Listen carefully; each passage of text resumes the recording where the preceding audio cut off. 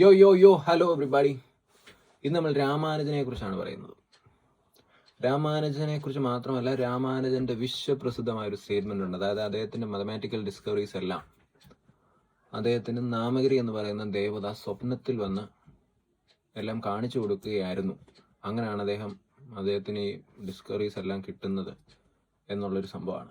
So ഇത് എന്നെ സംബന്ധിച്ചിടത്തോളം വളരെ എക്സൈറ്റിംഗ് ആയിട്ടുള്ളൊരു സ്റ്റേറ്റ്മെന്റ് ആയിട്ടാണ് എനിക്ക് തോന്നുന്നത്. കാരണം ഒന്ന് ആലോചിച്ച് നോക്കിയാൽ നമുക്ക് തന്നെ ഇപ്പം പരീക്ഷയൊക്കെ ഇങ്ങനെ എന്തെങ്കിലും ഒരു ദൈവമോ വല്ലതും വന്നിങ്ങനെ ഒന്ന് കാണിച്ചു തരുക, നാളെ വരുന്ന ക്വസ്റ്റ്യൻസ് ഒക്കെ ഇതൊക്കെയാണ്.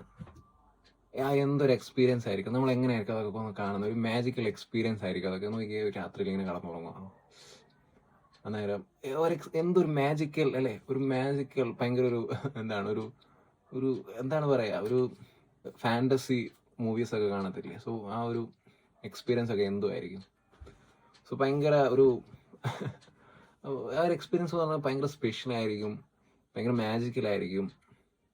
നമ്മൾ ഭയങ്കര സ്പെഷ്യലാന്ന് വരെ നമുക്ക് തോന്നിപ്പോകും. ഓക്കെ, സോ നമ്മളിപ്പോൾ ഹിസ്റ്ററി നോക്കുകയാണെങ്കിൽ ഇതുപോലെ ഈ ഒരു എക്സ്പീരിയൻസ് ഉണ്ടായിട്ടുള്ള ഒത്തിരി അധികം ആൾക്കാരുണ്ട്. സോ ഇപ്പം നമ്മൾ ബൈബിളിൽ തന്നെ നോക്കുകയാണെങ്കിൽ ജോസഫ്, പഴയ നിയമത്തിലെ ജോസഫ്, അദ്ദേഹത്തെക്കുറിച്ച് പറയുന്ന അദ്ദേഹം ഒരു സ്വപ്നങ്ങൾ വ്യാഖ്യാനിക്കാൻ കഴിവുണ്ടായിരുന്ന ഒരാളെന്നാണ്. അദ്ദേഹം കണ്ടുപിടുത്തങ്ങളൊന്നും നടത്തിയിട്ടില്ല, പക്ഷെ എന്ന് പറഞ്ഞാലും വരാൻ പോകുന്ന കാര്യങ്ങൾ സ്വപ്നത്തിലൂടെ അദ്ദേഹത്തിന് ഇങ്ങനെ കിട്ടുമായിരുന്നു എന്നുള്ളതാണ്. അത് പക്ഷെ പുള്ളിക്ക് മനസ്സിലായതുള്ളൂ. അത് എന്തെങ്കിലുമൊക്കെ ഒരു ഒബ്ജക്റ്റുമായിട്ടോ അല്ലെങ്കിൽ പുള്ളിയുടെ കഥ തന്നെ പറയുന്നത് ഇങ്ങനെ, അതായത് ഒരു സ്വപ്നം ഇങ്ങനെ ആയിരുന്നു. അദ്ദേഹത്തിന് ഈ ജോസഫിന് 11 ബ്രദേഴ്സ് ഉണ്ട്. സോ ടോട്ടൽ ജോസഫിന്റെ ഒരു ഫാമിലി എന്ന് പറയുന്നത്, ജോസഫിന്റെ ഫാദർ ജേക്കബിന് 12 മക്കളാണുള്ളത്. ഓക്കെ, സോ അതിനകത്ത് ഏറ്റവും ഇളയ ആളാണ് ജോസഫ്. സോ സ്വപ്നം എങ്ങനെയായിരുന്നു, ഈ 11 കച്ചിയുടെ റോൾ ഉണ്ടല്ലോ പശുവിനൊക്കെ കൊടുക്കുന്നത്. സോ ഈ 11 കച്ചിയുടെ റോള് നിലത്ത് വീണിങ്ങനെ കിടക്കുന്നു. അതേസമയം ഒരു കച്ചിയുടെ റോള് മാത്രം ഇങ്ങനെ എഴുന്നേറ്റിരിക്കുന്നു. ഓക്കെ, അതായിരുന്നു സ്വപ്നം.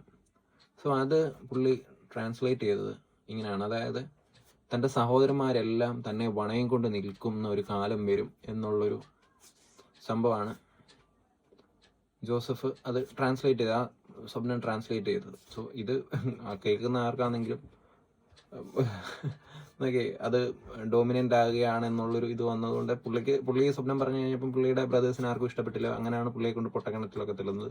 സോ ഞാൻ പറഞ്ഞു വന്നത്, അങ്ങനെ സ്വപ്നം വ്യാഖ്യാനിക്കാനുള്ളൊരു കഴിവ് ഉണ്ടായിരുന്നു ജോസഫിന്. ഇനി നമ്മൾ വേറെ ഇൻസ്റ്റൻസസ് നോക്കുകയാണെങ്കിൽ, അതായത് സയൻസിൽ നോക്കുകയാണെങ്കിൽ ബെൻസീൻ്റെ ആറ്റമിക് സ്ട്രക്ചർ കണ്ടുപിടിക്കുന്ന ഇങ്ങനെ ഒരു സ്വപ്നത്തിലൂടെ ആണെന്നാണ് പറയുന്നത്. അതായത് സോ ബെൻസീൻ്റെ സ്ട്രക്ചർ കണ്ടുപിടിക്കുന്ന ഓഗസ്റ്റ് കെക്കുലെ എന്ന് പറയുന്ന ഒരാളാണ്. സോ പുള്ളിക്ക് ഈ ഒരു സ്ട്രക്ചർ കണ്ടുപിടിക്കാൻ എന്തൊക്കെയോ പ്രശ്നങ്ങളുണ്ടായിരുന്നു. അങ്ങനെ ഒരു കമ്പോണന്റ് ആയിരുന്നു ബെൻസീൻ. സോ ഇങ്ങനെ അദ്ദേഹം ഒരു ദിവസം രാത്രി ഇങ്ങനെ അദ്ദേഹം ഒരു സ്വപ്നം കാണുകയാണ്. ഒരു പാമ്പിനെ അദ്ദേഹം സ്വപ്നം കാണുകയാണ്. സോ ഈ പാമ്പിന്റെ പ്രത്യേകത എന്ന് പറയുന്നത്, ഈ പാമ്പിന്റെ അതിന്റെ വാല് വിഴുങ്ങുന്നതായിട്ടായിരുന്നു. സോ റൗണ്ടായിട്ട്, അതായത് പാമ്പിന്റെ വായ ഉണ്ടല്ലോ, അത് അതിന്റെ സ്വന്തം വാല് വിഴുങ്ങുന്നു. സോ അന്നേരം ഒരു റൗണ്ട് കിട്ടുമല്ലോ. സോ അങ്ങനെ ഒരു റിംഗ് ഷേപ്പ് അദ്ദേഹത്തിന് കിട്ടി. അങ്ങനെയാണ് അദ്ദേഹം അതായത് ബെൻസീൻ മോളിക്യൂളിന്റെ സ്ട്രക്ചർ ഉണ്ടായത് റിങ്സ് ഓഫ് കാർബൺ ആറ്റം വെച്ചിട്ടാണ്. സോ അങ്ങനെയാണ് അദ്ദേഹത്തിന് ആ ഒരു സ്ട്രക്ചർ കിട്ടുന്നത്, റിംഗ് ഷേപ്പ് കാർബൺ ആറ്റംസ്. അങ്ങനെയാണ് അദ്ദേഹം അത് കണ്ടുപിടിക്കുന്നത്. ഇനി നമ്മൾ വേറൊരു എക്സാമ്പിൾ നോക്കുകയാണെങ്കിൽ സീവിങ് മെഷീൻ, അതായത് തയ്യൽ മെഷീൻ കണ്ടുപിടിക്കുന്നത്, മോഡേൺ തയ്യൽ മെഷീൻ കണ്ടുപിടിക്കുന്നത് ഇങ്ങനെയായിട്ടാണ് പറയുന്നത്.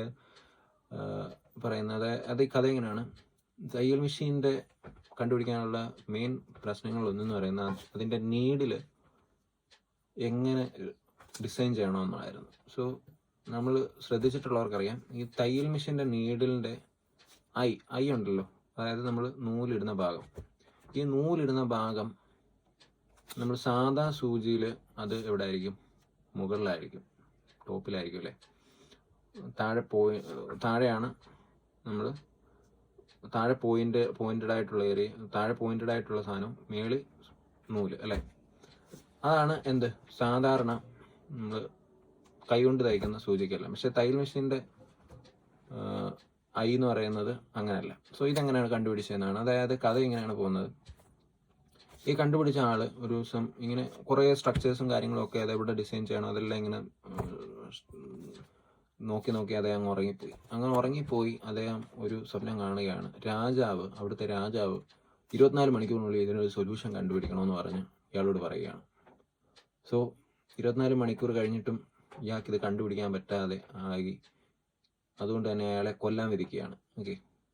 സോ അന്നേരം ഈ കൊല്ലാൻ വിധിക്കാൻ കൊണ്ടുപോയപ്പം സോൾജേഴ്സ് ഇങ്ങനെ കൊണ്ടുപോവുകയാണ്. അന്നേരം സോൾജേഴ്സിൻ്റെ കയ്യിലേക്ക് ഇതേ ഇങ്ങനെ നോക്കിയപ്പം ആ കയ്യിൽ രക്തം പറഞ്ഞിട്ടുണ്ട്. അതായത് ആ പിടിച്ച കുന്തത്തിൻ്റെ രക്തം ഇതെടുത്തിട്ടുണ്ട്. ഓക്കെ. അന്നേരമാണ് അദ്ദേഹത്തിന് മനസ്സിലാകുന്നത്. അങ്ങനെയാണ് ആ ഏരിയ കിട്ടുന്നത്. അതായത് പോയിന്റഡ് ഏരിയയിൽ തന്നെ ഈ സൂചി പോയിന്റഡ് ഏരിയയിൽ തന്നെ ഐ വെക്കണം. നിങ്ങൾ നോക്കിയാൽ അത് സ്വിമ്മിങ് മെഷീൻ്റെ ആ പോയിന്റിൽ കുത്തുന്ന അവിടെ തന്നെയാണ് അതിൻ്റെ ഐ പോകുന്നത്. അതേസമയം നമ്മൾ സാധാരണ സൂചിയിൽ കുത്തുന്ന അവിടെ അല്ല, അതിൻ്റെ താഴെ ആയിരിക്കും. പോയിന്റഡ് ആയിട്ടുള്ള സാധനവും രണ്ടും വേറെ വേറെ. അതേസമയം സ്വിമ്മിങ് മെഷീൻ്റെ കാര്യത്തിൽ കുത്തുന്ന ഇതും ഐയും ഒരേ സ്ഥലത്ത് തന്നെയാണ്. ഓക്കെ. സോ അങ്ങനെ രാമാനുജൻ ഈ ഒരു കേസ് നമ്മളിത് പവറാണെന്നും ഒക്കെ ഒരു പക്ഷം പറയുന്നവരുണ്ട്. അതല്ല, ഈ സൈക്കോളജിക്കലി സബ് കോൺഷ്യസ് മൈൻഡ് അങ്ങനെ ഉണ്ടായി വരുന്നതാണെന്നും പറയുന്നുണ്ട്. സോ നമ്മളിനി ഇത് ഒരു ഗോഡ്ലി ആയിട്ടുള്ളൊരു സാധനമാണെന്ന് തന്നെ വിചാരിക്കുക. ഓക്കെ. സോ ഗോഡ്ലി ആണെന്ന് വിചാരിച്ചാലും എന്താണ് പ്രശ്നം? അദ്ദേഹം ഭയങ്കര വിശുദ്ധമായി കണ്ടിരുന്ന ഒരു ദൈവത്തെക്കുറിച്ചുള്ള പുള്ളിയുടെ ഇക്വേഷൻസ് എല്ലാം ഒരു ദൈവത്തിൻ്റെ തോട്ട് പറയുന്ന ഒരു ഇക്വേഷൻ ആയിരിക്കും എന്നാണ് അദ്ദേഹം വിശ്വസിച്ചിരുന്നത്. സോ ആ ഒരു സ്റ്റേറ്റ്മെന്റിൽ നിന്ന് തന്നെ നമുക്ക് മനസ്സിലാക്കാം എന്ത് വിശുദ്ധമായിട്ടാണ് പുള്ളിയുടെ ഒരു ദൈവസങ്കല്പത്തെയൊക്കെ പുള്ളി മനസ്സിൽ കൊണ്ടു നടന്നതെന്ന്. സോ അത്രയ്ക്ക് പുള്ളി ആ ദൈവസങ്കല്പത്തെ ഇഷ്ടപ്പെട്ടിരുന്നു, അല്ലെ? സോ അതിൽ നിന്നുണ്ടാകുന്ന ഒരു ആരാധനയുടെയും ഒരു ഭയങ്കര ഒരു എക്സ്റ്റൻസി ഒക്കെ അദ്ദേഹം അനുഭവിച്ച് കാണും.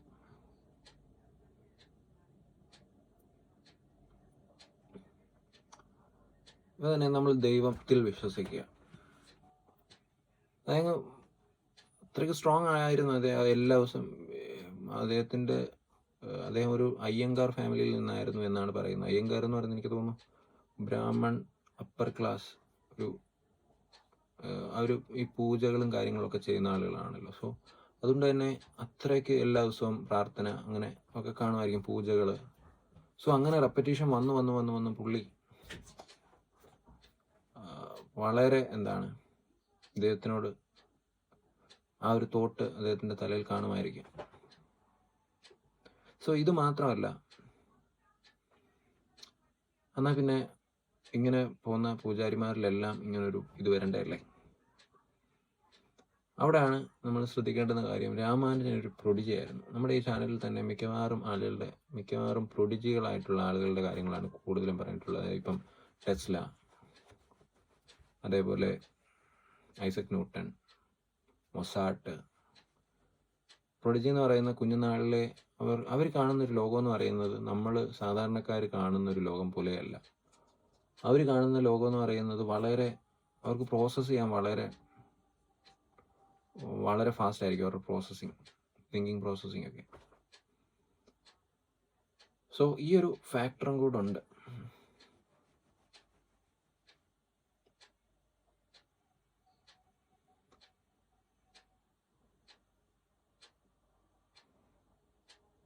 എനിവേ, ഇതിനെക്കുറിച്ച് കൂടുതൽ അറിയാൻ അന്നേരം ഞാനും പോയി കിടന്ന് ഒരു സ്വപ്നം കാണട്ടെ. ബൈ.